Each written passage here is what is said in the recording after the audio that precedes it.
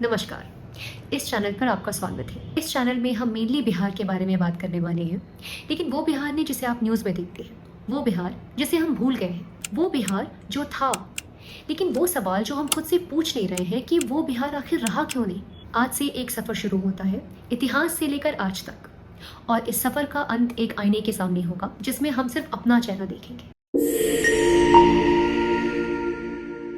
कि एक ऐसी जगह थी जहां दुनिया का बहुत पुराना और बहुत बड़ा यूनिवर्सिटी था, दुनिया का सबसे बड़ा और पहला लोकतंत्र था, जहां दो महाधर्म पैदा हुए, जहां पे एक ऐसा साम्राज्य था जो पूरे इंडियन सबकॉन्टिनेंट को एक छत के नीचे लाता था।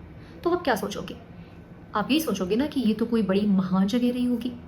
जी हाँ, वही था बिहार। तो आज फिर वही जगह इंडिया के सबसे पिछले राज्यों में क्यों गिना जाता है? Bihari I am already laughing. कोई पान खा के थूक रहे हैं बिहारी। तो खो जाते हुए देख के कहीं ना कहीं dirty, they spit everywhere, they don't have man.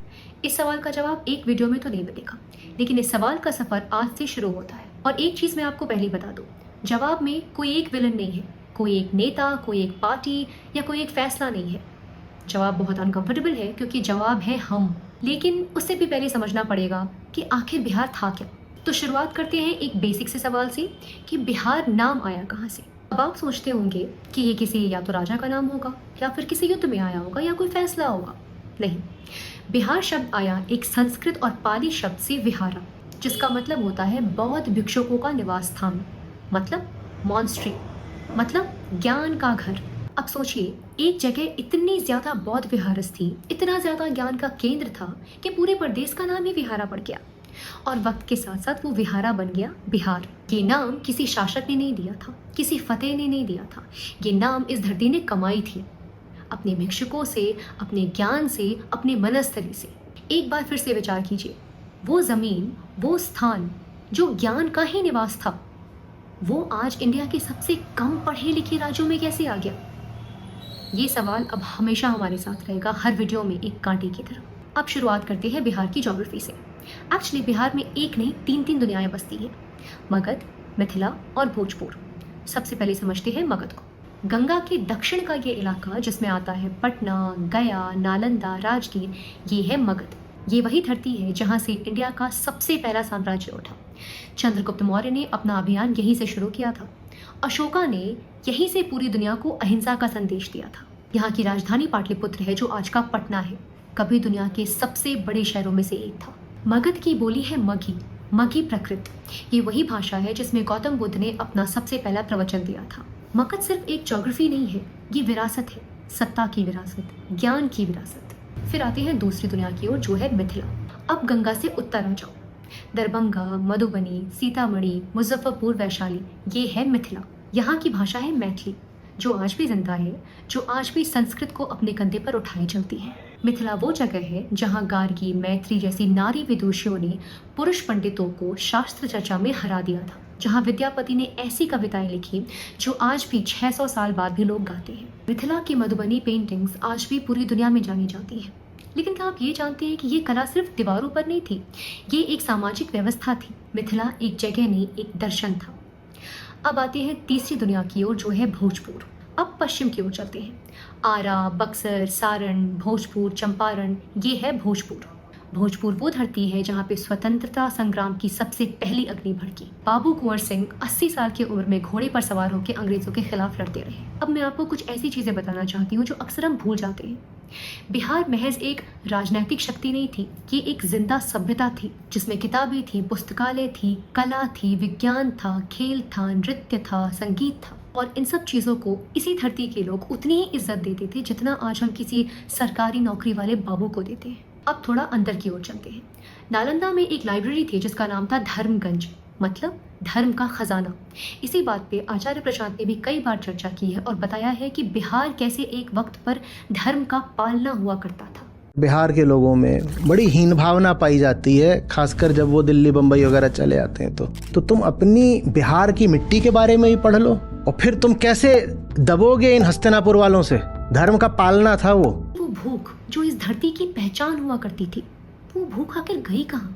दूसरी बात, विज्ञान और तकनीक। आर्यभट्ट जिन्होंने दुनिया को जीरो दिया, वो नालंदा में पढ़ाते थे और वो कोई रैंडम इंसान नहीं थे। एक ऐसे सिस्टम के उपज जहाँ पे विज्ञान को सम्मान मिलता था, जहाँ पे एक मैथमेटिशियन को राज दरबार में इज्जत मिलती थी। उसी बिहार में ब्रह्मगुप्त ने ग्रेविटी के कॉन्सेप्ट की नींव रखी, न्यूटन से कई साल पहले। और ये कोई कोइंसिडेंस नहीं था। जब समाज में ज्ञान की कद्र होती है तभी ऐसे लोग पैदा होते हैं, और जब समाज में ज्ञान की कद्र खत्म हो जाती है तब ऐसे लोग पैदा तो होते हैं लेकिन वो बाहर चले जाते हैं। सोच के देखिए, आज भी बिहार के बच्चे IIT क्रैक करते हैं, UPSC में टॉप करते हैं, लेकिन फिर वो बिहार छोड़कर दिल्ली, मुंबई या बैंगलोर चले जाते हैं।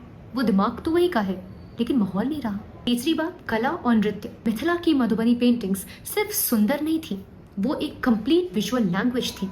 वो फिलॉसफी बताती थी, वो प्रकृति बताती थी, वो रिश्ते बताती थी। भोजपुर में विदेसिया करके एक नाटक चलता था जो सिर्फ एक एंटरटेनमेंट के लिए नहीं था, वो पलायन करने वाले मजदूरों की तकलीफ को स्टेज पर लाता था। किसी एंटरटेनमेंट के लिए नहीं बल्कि एक सामाजिक आईना था। एक शिल्पी था जिसका नाम था भिखारी ठाकुर।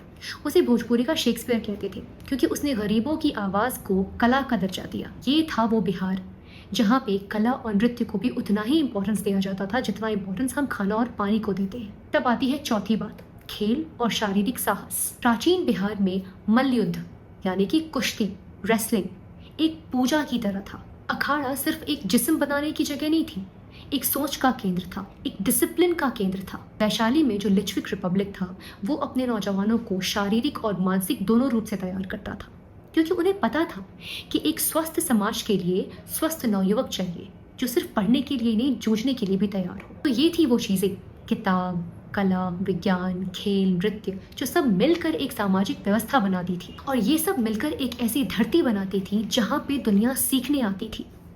अब एक सीधा सवाल, आज इनमें से कुछ भी है क्या? कितनी बिहारी फैमिलीज है जहाँ बच्चों को ये सिखाया जाता है कि बाहर निकलो, खेलो, खेलना ज़रूरी है, लड़के और लड़कियों दोनों को। कितनी ऐसी बिहारी फैमिलीज है जहाँ पे एल्डर्स अपने बच्चों को प्रेरित करते हैं कि बेटा कला सीखो, संगीत सीखो, थिएटर करो। कितनी ऐसी फैमिलीज हैं जहाँ घर में किताबें हैं, सिर्फ टेक्स्ट बुक्स नहीं, असली किताबें। और कितनी फैमिलीज ऐसी हैं जहाँ पे सिर्फ एक ही मंत्र है, सरकारी नौकरी लो।